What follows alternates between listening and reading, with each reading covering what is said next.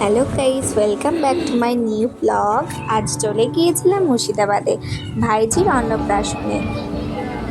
এই যে ট্রেন থেকে নেমে টোটো ধরে যাচ্ছি মামাবাড়ির দিকে। পরের দিন দুপুরে খাবার দাবারে ছিল ভাত, মাছের ঝোল।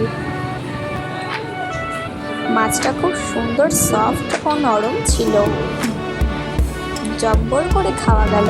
তারপর এই যে দুপুরে ভাইজির সেরিমনির কিছু ফটো, রাতের কিছু ফটো।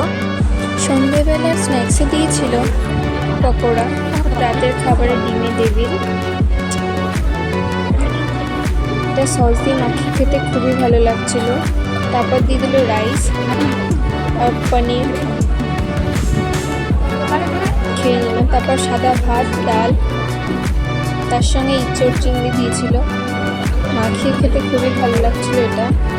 তারপরে চলে আসলো আজকে শেষ টপার, চিকেন কষা। চিকেন কষা দিয়ে ভাতটা খেতে খুবই ভালো লাগছিল আর খুবই সুস্বাদু হয়েছিল। তারপর মিষ্টি দিয়ে দিয়েছিল, 3টে মিষ্টি খেলাম।